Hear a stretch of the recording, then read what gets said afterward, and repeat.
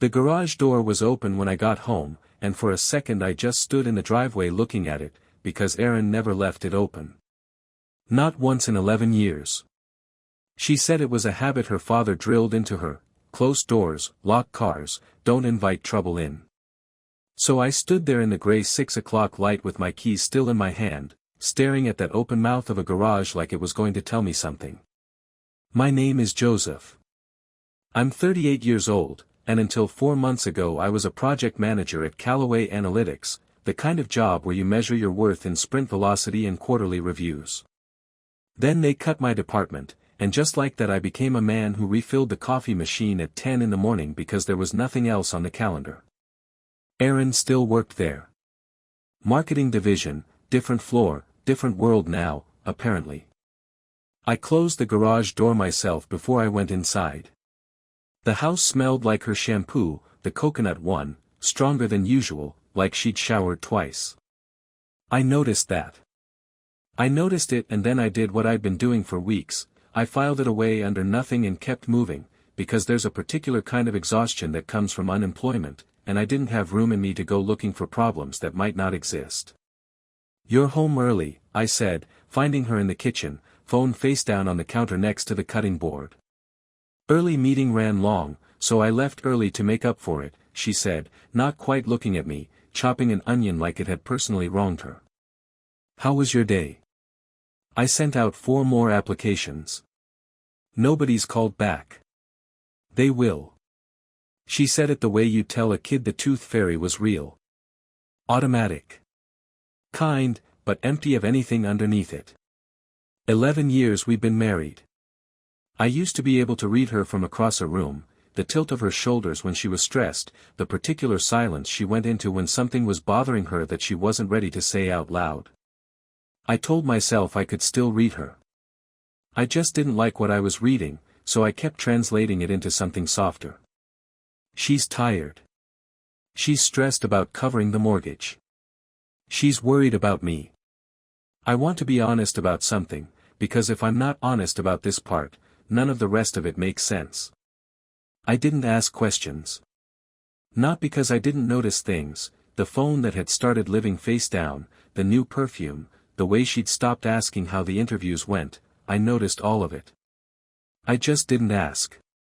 Some part of me had decided that if I didn't ask, I couldn't be told something I wasn't ready to hear. Losing the job had already taken enough from me. I didn't have it in me to go looking for a second loss. Maddie came thundering down the stairs then, 8 years old and covered in marker, waving a drawing of what I think was supposed to be our dog, if we'd had a dog, which we didn't. "Daddy, look, it's Waffles." "Who's Waffles?" "The dog we're getting." "We're not getting a dog, sweetheart. Mom said maybe." I looked at Erin. She kept her eyes on the onion. "I said we'd talk about it," she said, which was a very Erin thing to say, technically true, engineered to end the conversation. Dinner that night was quiet in the particular way our dinners had become quiet over the past couple of months, not peaceful, just absent of anything real. I asked about her day. She gave me 2 sentences about a client meeting and then asked Maddie about school, and I watched the 2 of them talk, and I remember thinking, clearly, in words, something in this house has changed and I don't know what it is. I want to stop here for a second. If you've ever sat at your own kitchen table, across from someone you've shared a bed with for over a decade, and felt like you were watching her through glass, close enough to see everything, too far to touch any of it, you already know the particular loneliness I'm talking about. It doesn't announce itself. It just sits down next to you and stays. After Maddie went to bed, Erin told me she had a girls' trip coming up. A spa weekend, she called it, with Priya from work and a couple of the marketing girls I'd met maybe twice at company holiday parties. 2 nights at some resort a few hours south. She said it fast, almost rehearsed, looking somewhere over my left shoulder instead of at me. "When?" 2 weeks. I already asked my mom to help with Maddie. Already asked. Already arranged. I remember that detail landing somewhere behind my ribs and not knowing why. "You deserve it," I said, and I meant it, or told myself I meant it, because what kind of husband begrudges his wife a weekend away while he sits at home refreshing his email for job alerts? I was proud of myself for saying it so easily. Looking back, I think that ease should have worried me more than it did. She smiled at me then, really smiled, for the first time in what felt like days, and something about the relief on her face didn't match the size of the thing she was relieved about. A weekend with friends shouldn't unclench a person's whole body like that. I noticed it. I let it go. That night I lay awake next to her, listening to her breathe, that coconut shampoo smell still faint on the pillow between us, and I thought about the open garage door, and the phone turned face down, and the way she'd said already asked my mom like she'd been planning this longer than she was letting on. I told myself I was being paranoid. Unemployed men get paranoid, I thought. It's what happens when your identity gets pulled out from under you, you start looking for other things to be afraid of losing. I didn't know it yet, but in 2 weeks I'd be standing in a hotel parking lot 4 hours from home, looking at a car that wasn't supposed to be there, and everything I'd told myself that night, every gentle, generous explanation I'd built to protect myself, was going to come apart in about 4 minutes flat. But that was still 2 weeks away. That night, I just turned off the lamp, and lay there in the dark, and let myself believe her. The 2 weeks before Erin's trip moved differently than the 2 weeks before it. I noticed that before I understood why.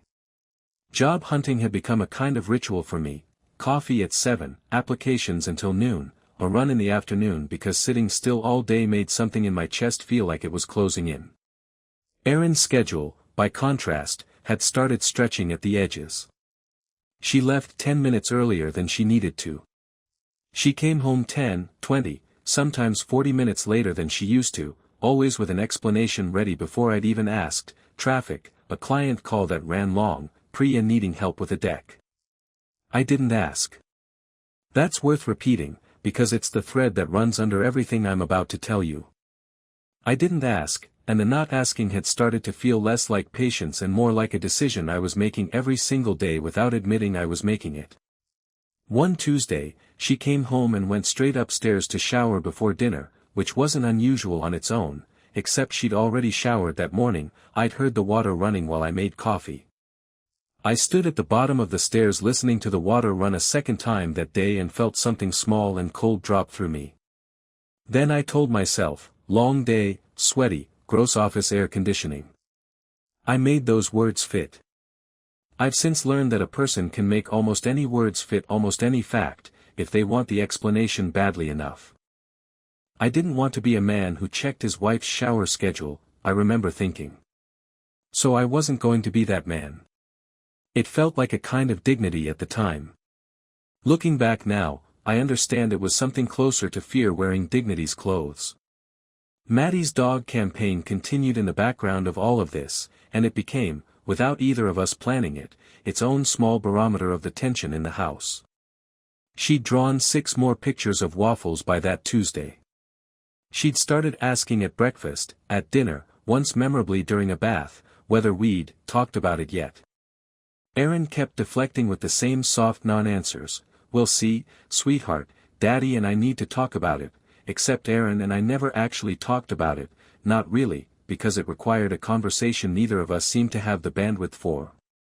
I remember snapping at Maddie once, more sharply than she deserved, when she asked for the 3rd time in one evening, and catching Erin's eyes across the room, surprised, maybe a little judgmental, like I was the one being unreasonable. That stung more than it should have. The following weekend, we went to a barbecue at my brother Danny's place, the kind of gathering with too many kids and not enough shade, and I watched Erin across the yard, phone in her hand, thumb moving fast, a small private smile on her face that she didn't have a reason to have, because nothing at that barbecue was funny. She caught me looking and the smile disappeared, replaced almost instantly by something neutral and practiced. "Work thing," she said, before I'd asked anything. I hadn't asked anything. That's the detail I keep coming back to, even now. She answered a question I hadn't posed. I want to stop here for a second, because I think this is the piece people miss when they imagine what betrayal looks like from the inside. It's not usually a single dramatic scene. It's 100 small moments like that one, an answer arriving before the question, a smile vanishing a half-second too fast, and each one is small enough to explain away on its own. It's only later, when you line them all up, that you see they were never separate. They were one long sentence, and you just kept reading it one word at a time. I let the barbecue go. I let the shower go. I let the phone go. Each individually forgivable. Together, I understand now, they were the shape of something I didn't want to see. Danny pulled me aside near the cooler, beer in hand, and asked how the job search was going, and then, in the careless way brothers ask things, said, "You good? You seem off lately." "Just tired," I said. "Aaron's been busy with work. I've been busy applying to work. We're like two ships. You guys good, though? You and Aaron?" I remember the pause before I answered. Not a long one. Just long enough that Danny noticed it too, I think, because his eyebrows moved a fraction before I said, "Yeah. We're good," in a voice that came out more defensive than I meant it to. Here's the thing I didn't tell Danny, because I hadn't fully admitted it to myself yet, some part of me had started keeping a private ledger. The late arrivals. The double showers. The phone turned face down on every surface it touched, a habit so consistent now that I'd stopped registering it as new information and started registering it as just how things were. That, I think, is one of the more dangerous places a marriage can arrive at, not suspicion exactly, but a kind of numb accommodation, where you rearrange your whole understanding of normal around behavior that would have alarmed you 6 months earlier. Priya called the house phone. We still had one, a relic from before cell service got good in our part of Meridian, on a Thursday evening, asking for Aaron about trip logistics. I answered it, chatted with her for a minute the way you do with someone you've met at holiday parties, and mentioned, just to make conversation, how excited Aaron seemed for the spa weekend. There was a half-second of silence on the line. Small. Almost nothing. "Yeah," Priya said. "It'll be a good time." I didn't think about it again until 3 days later, and even then I couldn't have told you exactly what had bothered me about it. Just that half-second. Just a beat too long before the answer came. The financial strain of my unemployment had become its own quiet pressure in the house by then, separate from whatever was happening with Aaron but tangled up with it in ways I couldn't fully untangle. We'd had a conversation, weeks earlier, about tightening the budget, no more takeout, holding off on the kitchen renovation Aaron had been wanting for 2 years. She'd agreed to all of it, reasonably, kindly even. And yet in the 2 weeks before her trip, I noticed a package arrive from a boutique in the city, tucked into her closet before I got a good look at it, and a fresh set of gel nails, and an appointment card for a hair salon I didn't recognize, glimpsed on the kitchen counter before she swept it into her bag. I did the math, quietly, the way you do math you don't want the answer to. None of it was catastrophic. None of it, alone, was proof of anything. But it sat wrong against the conversation we'd had about tightening things, about being careful, about the two of us being in this together while I searched for work. I told myself it was a birthday gift for her mother. I told myself the nails were for the trip, and didn't ask myself why a spa weekend needed nails done in advance. I built each explanation carefully, the way you'd build a wall, one reasonable brick at a time, and I didn't let myself look too hard at what I might be walling off. 2 nights before she left, Aaron sat on the edge of our bed packing an overnight bag, and I watched her from the doorway for a moment before she noticed me. She was folding a dress I didn't recognize, deep green, the kind of thing she hadn't worn in years, not for any spa weekend I'd ever known her to take. She caught me watching and folded it into the bag a little too quickly, smoothing it down like she was tucking away more than fabric. "New dress?" I asked. First real question I'd asked in 2 weeks. "Had it a while," she said. "You've just probably forgotten it." I hadn't forgotten it. I'd never seen it in my life.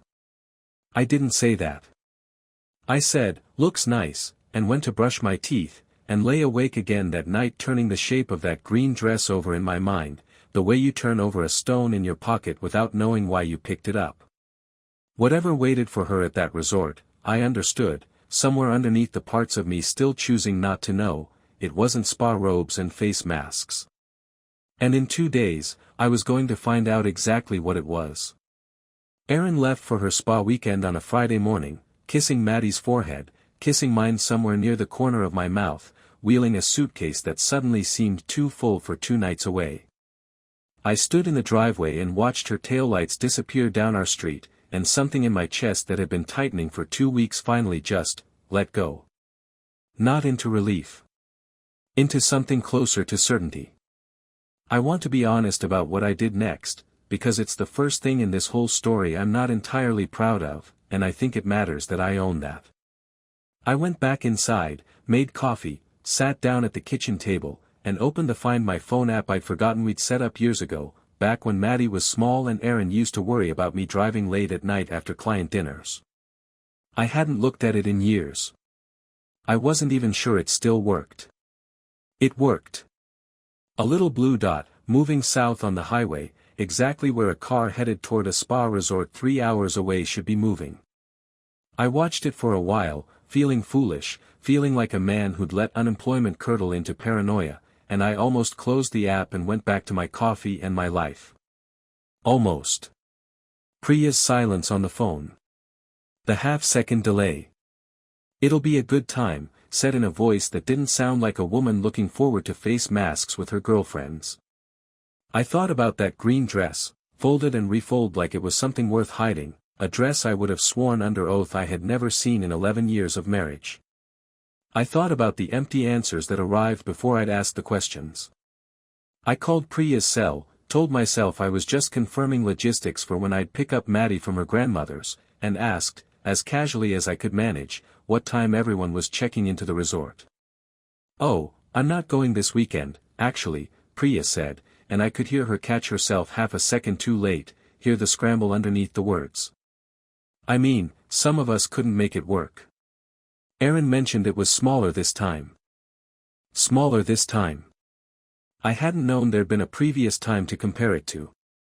I thanked her, hung up, and sat very still at my kitchen table for a long moment, the blue dot still crawling south on my phone screen, and understood, in the plain unglamorous language you use with yourself in a quiet kitchen, that my wife had lied to me about who she was traveling with.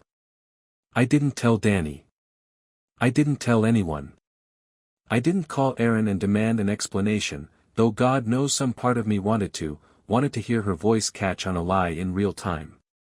Instead I did something colder, something more deliberate than anything I'd done in the 2 weeks before. I decided I was going to find out for myself, and I was going to do it quietly, and I was not going to say a single word until I knew the whole shape of what I was dealing with. That decision, I understand now, is where the story really begins to turn. Everything before it had been noticing and explaining away. This was the first time I chose to act on what I'd noticed instead of talking myself out of it. I called my mother-in-law to confirm she still had Maddie for the weekend. She did, delighted, already planning a trip to the zoo, and then I got in my car and started driving south, following a blue dot on a phone screen toward a resort I had no invitation to. The drive gave me too much time to think, which is its own particular kind of torture. 3 hours of highway, gas station coffee, and a mind that kept assembling and disassembling the same handful of facts like a puzzle with a missing piece I refused to look for directly. Maybe it's nothing, I told myself around hour 1. Maybe Priya just misunderstood who was going. Maybe the dress was a gift from her mother she hadn't mentioned. By hour 2, I'd stopped believing my own arguments and started, instead, rehearsing what I'd say if I was wrong, how I'd apologize for the drive, laugh it off, tell her I just wanted to surprise her with dinner. By hour 3, I wasn't rehearsing anything anymore. I was just driving, jaw tight, radio off, the silence in the car louder than any station could have been. There's a specific kind of quiet that comes with driving toward a truth you already suspect but haven't confirmed. Maybe you know it, the particular stillness of a decision already made, even while some part of you is still hoping to be wrong. The resort was nicer than I expected, all stone and glass and a lobby that smelled like eucalyptus, the kind of place that made my windbreaker and unshaven face feel conspicuously out of budget. I didn't go inside. I sat in my car in the far corner of the parking lot, engine off, and watched the entrance the way I imagine private investigators do in movies, except there was nothing cinematic about it. It was just cold, and tedious, and my hands wouldn't stop finding new places to be on the steering wheel. An hour in, I saw her. Erin, walking out of the lobby doors in the green dress, the one I'd never seen, the one she'd folded away too fast, laughing at something, her hand resting for just a second on the forearm of a man I recognized immediately, because I'd sat across a conference table from him at a Callaway Analytics holiday party 2 years ago. Ben Morrison. Her coworker. I remembered his handshake had been too firm, the kind of handshake designed to be remembered, and I remembered thinking nothing else about him at all, because why would I have? I want to describe what happened in my body in that moment, because it wasn't what I expected. I'd braced myself, driving those 3 hours, for something explosive, rage, maybe, or a wave of grief that would knock the air out of me. What actually happened was quieter and stranger. Everything just went very still. My hands stopped moving on the wheel. I watched the two of them cross the parking lot toward a car, not the rental Erin and I had discussed, but a black SUV I later learned was Ben's, and something in me that had been braced and tight for 2 weeks simply set itself down, the way you'd finally put down something heavy you'd been carrying so long you'd forgotten it had weight. I didn't get out of the car. I didn't confront them in that parking lot, though I understand why some men would have. Some part of me, the part still functioning underneath the shock, understood, clearly and coldly, that walking over there and making a scene would hand them exactly what they needed: chaos, a story about my instability, a reason to paint me as the unreasonable one. I had learned that much, at least, from watching Erin manage the narrative of our marriage for 2 weeks with soft non-answers and well-timed deflections. I wasn't going to hand her another one. Instead, I took out my phone and I photographed them. The two of them, walking to that SUV. Her hand, briefly, in his. I felt sick doing it, some small, stubborn part of me still hoping, even with the evidence directly in front of my eyes, that there'd turn out to be an explanation. There wasn't. I watched Ben open the passenger door for her, watched her get in, watched them drive off toward wherever the second half of their weekend was waiting, and I sat alone in that parking lot for a long time after they'd gone, not moving, not crying, just breathing. Somewhere in that stillness, a plan started forming that I didn't fully understand yet myself, not revenge, not yet, but something more like resolve. If this was real, and it was real, I was not going to be the man who found out by accident and reacted by accident. I was going to know everything. Every date, every lie, every dollar. And only then, when I had all of it laid out in front of me, was I going to say a single word. I drove home that night instead of confronting her at the resort, arriving back in Meridian past midnight, the house dark and empty and strange without Erin or Maddie in it. I sat at the kitchen table where, 12 hours earlier, I'd watched a blue dot crawl south on my phone, and I opened my laptop, and I started, very quietly, to build a file. I didn't know it yet, but the photographs from that parking lot were going to be the smallest piece of what I'd eventually gather, and one of the people who'd help me find the rest of it was someone I hadn't even suspected was keeping a secret of her own. I gave myself 2 weeks before I let anyone else into what I knew. I want to explain what that stretch of time actually looked like, because gathering evidence sounds cleaner from the outside than it felt from the inside. It looked like sitting across from Erin at dinner, listening to her describe a great, relaxing weekend, with a straight face, and passing her the salad without my hands shaking. It looked like tucking Maddie in at night, reading the same page of a picture book twice because I couldn't remember what I'd just read the first time. It looked like opening our joint bank statement online at 11 at night, after everyone was asleep, and combing through charges with the flat, clinical focus of a man defusing something. The credit card statements were the first real thread. A charge from the resort, 2 rooms booked, which told me something, though I wasn't sure yet what, whether it was for appearances or something else. A separate charge, 3 days before the trip, from a boutique downtown I didn't recognize, $340, the same week I'd seen that green dress folded into her suitcase. A hair salon charge, Etoile, a name I'd never heard her mention before, booked twice in the 6 weeks before the trip. None of it, alone, was a smoking gun. Together, laid out in a spreadsheet I built late at night with the kind of grim patience I used to bring to project timelines at Callaway, it painted a picture with edges too clean to be coincidence.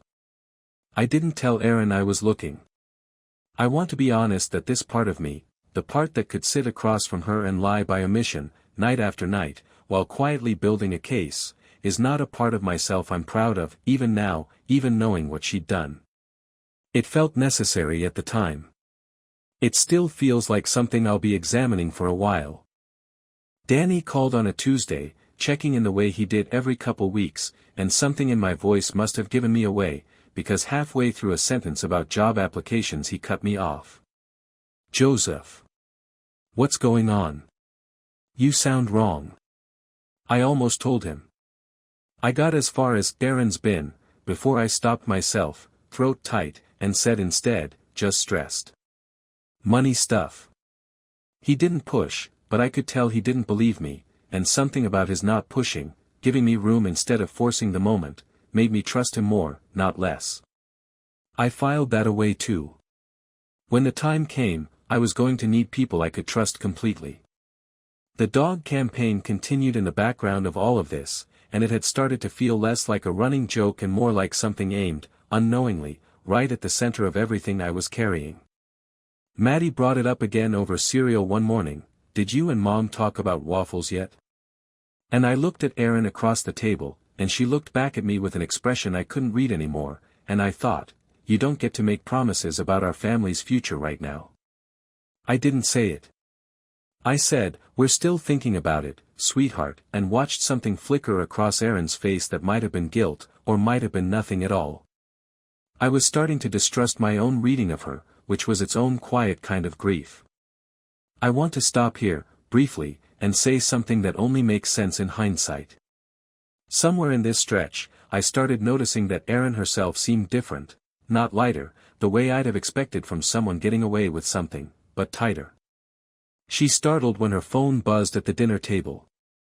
She snapped at Maddie once over a spilled juice cup in a way that wasn't like her at all, and then apologized so quickly and so thoroughly it almost seemed rehearsed.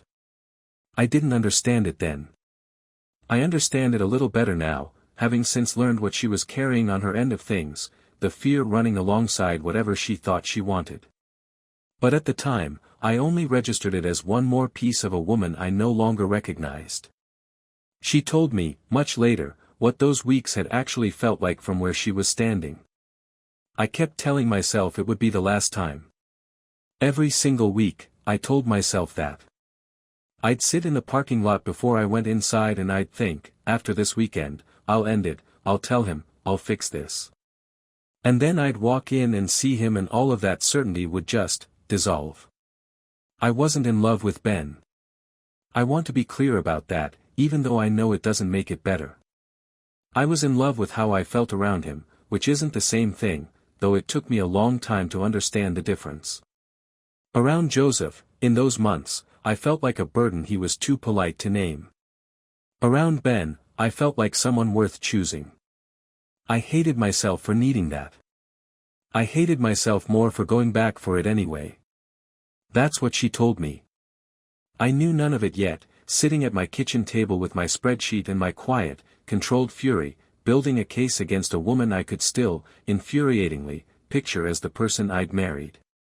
The break came from a direction I hadn't expected.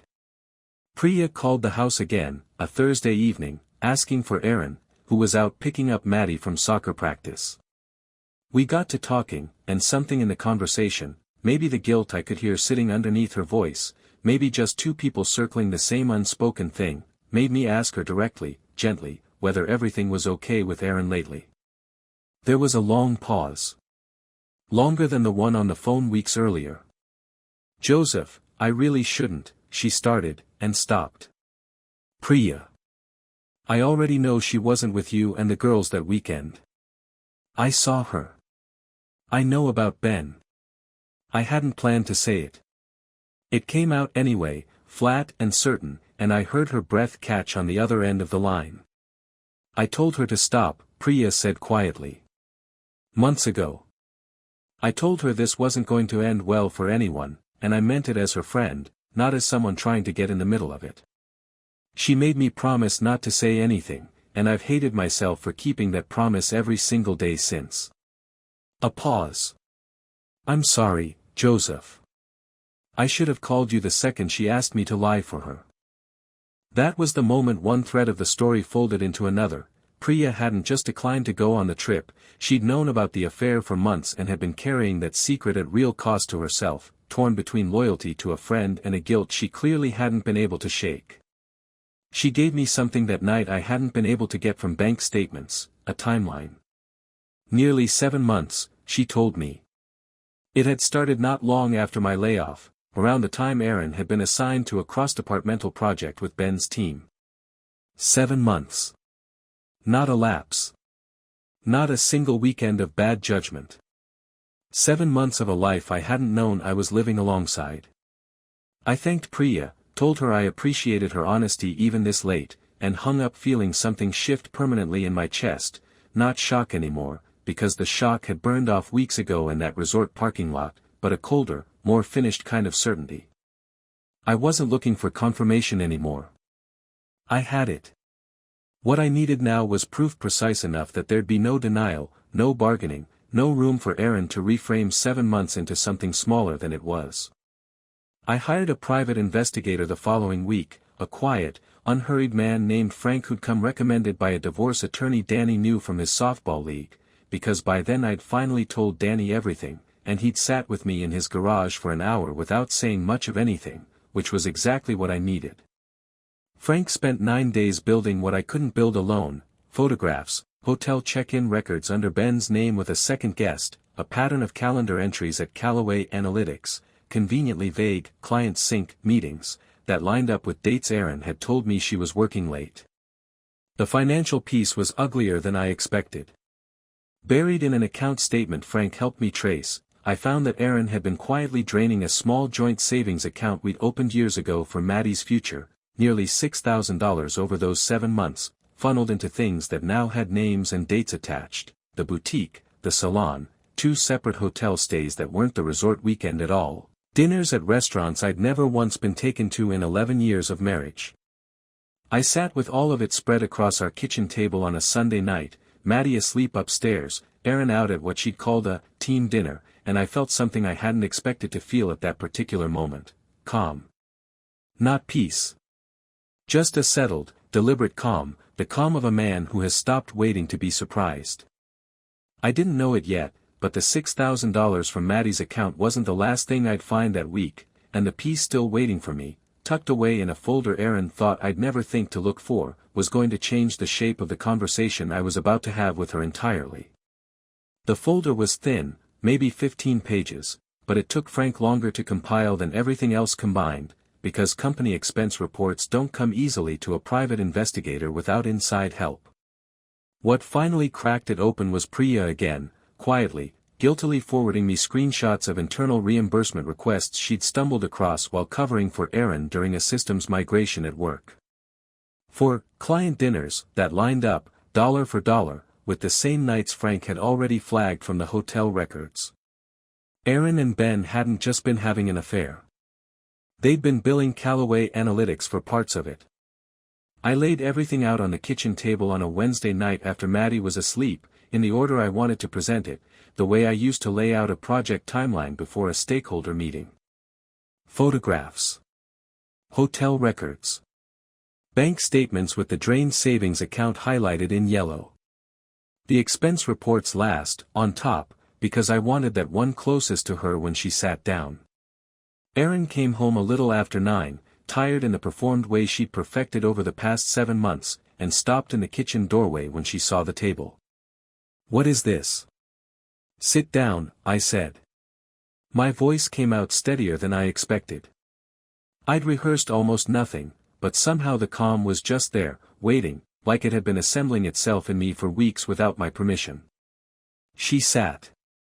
I could see her eyes moving over the papers, cataloging, and I watched something in her face shift from confusion into a careful blankness I recognized immediately, because I'd seen versions of it for months without understanding what it was.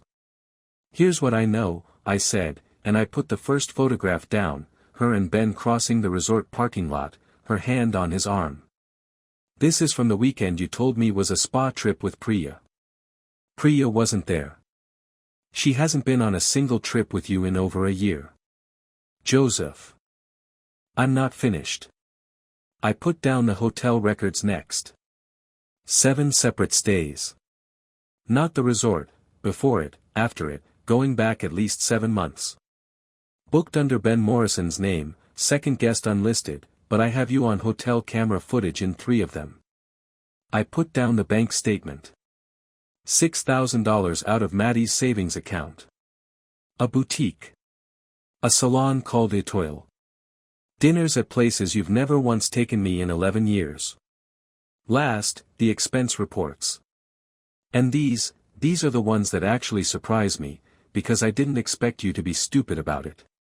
You billed 4 of those nights to Callaway as client dinners. That's not just betrayal, Aaron. That's fraud. That's the kind of thing that gets people fired and possibly worse. She stared at the papers for a long moment and then, quietly, it's not what it looks like. There it was. I felt something in my jaw tighten, but my voice stayed level, flat, the tone I imagine a lawyer uses when he already knows he's won. Explain to me what it looks like, then. Because from where I'm sitting, it looks like 7 months. It wasn't 7 months. Maybe a couple months, it just got out of hand. Priya told me 7 months. The hotel records confirm 7 months. Which part of that is wrong, Aaron? She flinched at Priya's name, and I watched her recalibrate in real time, the way you'd watch someone reroute around a roadblock they hadn't expected. Okay. Fine. It's been going on a while. But it wasn't serious, Joseph. It was never going to be some big thing, it was just, I don't know, it was stress, it was you being home all the time and everything being so tense, and Ben was just there, and it didn't mean what you think it means. You billed the company for it. You drained our daughter's savings account for it. Tell me again it didn't mean anything. I was going to put that money back. With what? You don't have a job that pays more than mine did. She stood up, paced to the counter and back, arms crossed tight over her chest, and I could see the minimization curdling, right in front of me, into something closer to panic. You don't understand what it's been like. You lost your job and you just disappeared into yourself, Joseph. You stopped talking to me. You stopped looking at me like I mattered. I was drowning in this house and you didn't even notice. I noticed everything, I said, and something in my own voice surprised me, not louder, just harder. I noticed the shower you didn't need. I noticed the dress you hid in your suitcase. I noticed you answering questions I hadn't asked yet. I noticed all of it, Aaron, for months, and I told myself I was being paranoid because I didn't want it to be true. So don't stand there and tell me I didn't notice you. I noticed you disappearing in front of me in real time, and I gave you every excuse a person could give. She went quiet at that, some of the fight draining out of her posture, and when she spoke again her voice had changed, smaller, less rehearsed. How long have you known? Since the parking lot. 3 weeks. 3 weeks. You've been sitting across from me for 3 weeks. Building the case you're currently sitting in front of. Yes. I want to say something here about what that moment felt like, because I think it matters. I'd braced myself, for weeks, for this to break me open, to end in shouting, in tears, in some version of myself I wouldn't recognize afterward. It didn't happen that way. What I felt instead, watching her face come apart across the table, was something closer to grief for a version of her that I now understood had been gone for a long time before I found the proof of it. The anger was there, underneath, banked like coals. But it wasn't what drove the moment. The evidence drove the moment. I'd made sure of that on purpose. She sat back down, slowly, and put her face in her hands for a moment, and when she looked up, something had shifted, the minimization had run out of road. You want to know how it started, she said. It wasn't a question. Fine. You deserve that much, at least. I didn't say anything. I just nodded, once, and let her talk. It started at a work thing, nothing, some team happy hour, right after you lost your job. Ben and I were talking about a project, and at some point he said something about how good I was at my job, how he didn't know how I balanced everything, and I remember just, sitting there, soaking it up, because nobody had said anything like that to me in months. Not you, not anyone. And I told myself that was harmless. Everyone likes being noticed. That's all it was, I told myself. Noticed. The first time we crossed a real line was about 6 weeks after that. A conference, a hotel bar, and I let him buy me a second drink I didn't need, and when he touched my hand I didn't move it away. I told myself it was just a drink, just one moment, nothing that had to mean anything if I didn't let it. That's the lie I told myself every single time after that too, that as long as I didn't call it something, it wasn't really something. And then it just kept going, because once you cross one line, the next one is so much easier to cross. I'd tell myself, after every single time, this is the last time. I meant it, every time I said it. And then Monday would come, and I'd see him in a meeting, and all that certainty would just dissolve. I was so afraid of being caught, Joseph, every single day, checking my phone, deleting messages, rehearsing explanations I never had to use because you never asked. And underneath the fear there was something worse, I was becoming someone I didn't recognize, and some sick part of me kept going anyway, because stopping meant coming home to feeling invisible again, and I didn't know how to face that. I couldn't look at Maddie's drawings on the fridge some mornings. That dog she keeps drawing, I told her we'd talk about it, because it was easier than looking her in the eye and thinking about what I was doing to this family while she was asking for something as simple as a pet. I used to stand in the shower after work and just stay there until the water ran cold, like I could wash off what I'd done, and it never worked, not once. I tried to end it in April. I told Ben it was over, and I meant it. I drove home that night and I was going to tell you everything, I had the whole conversation planned in my head. And then I walked in and you were sitting at the table looking so tired and defeated about another rejection email, and I thought, I can't do this to him right now, on top of everything else, and I told myself I was protecting you. I wasn't. I was protecting myself from having to watch your face while I said it. She stopped. The kitchen was very quiet. That's it, she said. That's the whole thing. I don't have a better explanation than that.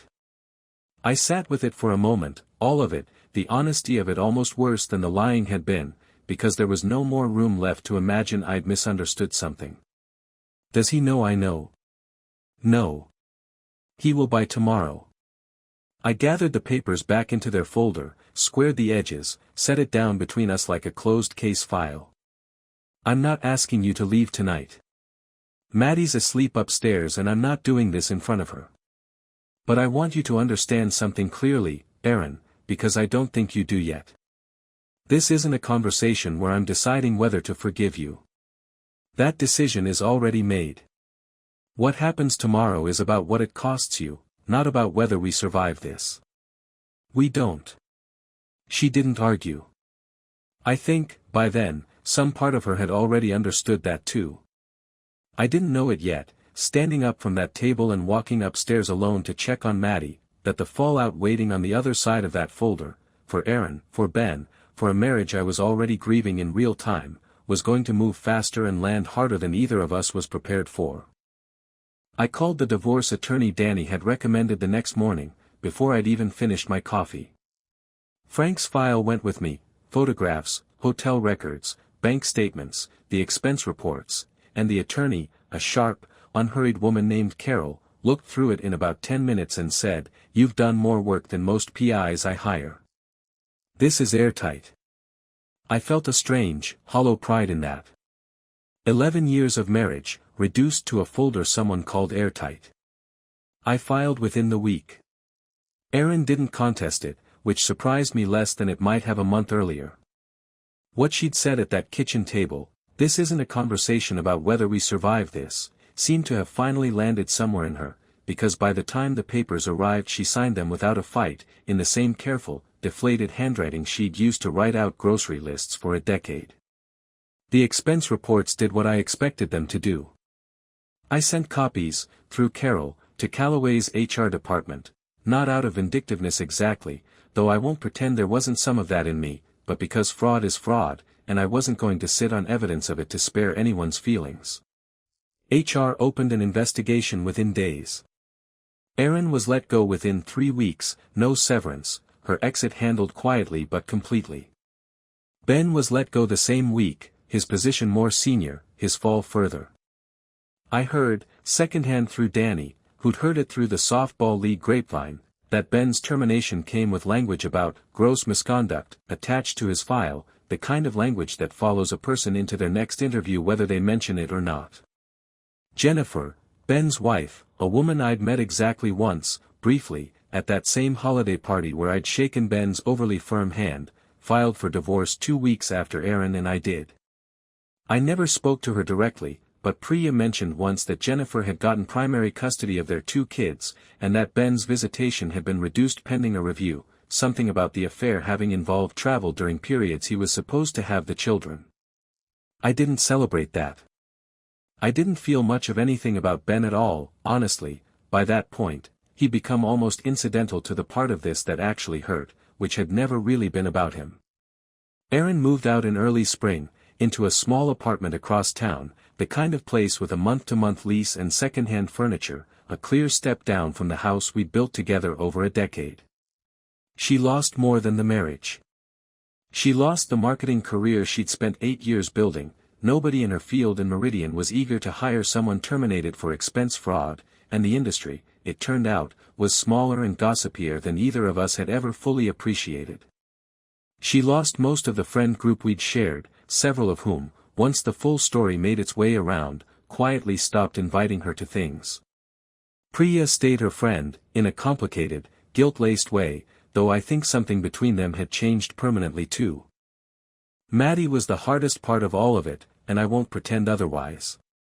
We told her together, carefully, in language a counselor helped us find, that mommy and daddy loved her very much and that wasn't changing, but that we weren't going to live in the same house anymore. She cried, and asked if it was because of Waffles, because we'd never gotten the dog, and something about that question broke my heart open in a way none of the adult devastation of the past 2 months had quite managed. I told her it had nothing to do with any dog, that it was a grown-up thing that wasn't her fault at all, and I held her until she stopped crying, and I thought, not for the first time, about how much smaller and more fragile the actual cost of all this was than any of the paperwork could capture. We settled into a custody arrangement, mostly with me, Erin every other weekend, supervised at first by mutual agreement while things stabilized. I got a new job 2 months after the divorce was finalized, a project management role at a smaller firm across town, less prestigious than Callaway but honest work, and something about starting fresh there, in an office where nobody knew the version of me that had spent 4 months unemployed and blindsided, felt like its own quiet kind of relief. I want to stop here for a second, because I think this is worth saying plainly. I spent a long time, in the months after, turning over every signal I'd missed, the open garage door, the double showers, the green dress, the answers arriving before the questions. I could have caught it sooner. I know that now. But I've also come to understand that catching it sooner wouldn't have changed what it was. It would have just changed how long I got to keep believing something that wasn't true anymore. We got the dog, eventually, not Waffles exactly, a scrappy brown mutt from the shelter that Maddie named Biscuit instead, and something about watching her chase that dog around the backyard that first weekend, laughing in a way I hadn't heard from her in months, felt like the first genuinely light thing in a house that had been heavy for a long time. I started sleeping through the night again sometime that summer. I hadn't realized how long I'd gone without it, months of half-waking at every sound, every buzz of a phone on a nightstand that wasn't mine to check anymore, until the night I noticed I'd slept straight through until morning and it felt almost unfamiliar, like relearning something my body used to know. I could have stayed angry. For a while, I did. But somewhere in that first year alone with Maddie, rebuilding something smaller and steadier than what I'd had before, I noticed the anger had quietly gone somewhere else, replaced by something closer to peace. Not because what happened stopped mattering. Because I'd stopped needing it to define me. I wasn't the same man who'd stood frozen in that resort parking lot, photographing a marriage coming apart in real time. I was steadier now. Quieter. More myself, somehow, than I'd been in the years before any of this happened, like some part of me had been waiting a long time to be given permission to just be honest about what it needed. There's a specific kind of quiet that settles into a house once it's genuinely yours again. I have that now. Maddie has her dog, and her own room decorated exactly how she wants it, and a father who asks her questions and actually waits to hear the answers. I have a life that's smaller than the one I used to have, and freer than it's been in years. That's my story. A garage door left open, a green dress I'd never seen, an expense report with someone else's name on the dinner. Thank you for staying with me through all of it. If any part of this found something familiar in your own life, I'd genuinely love to hear about it in the comments below. See you in the next one.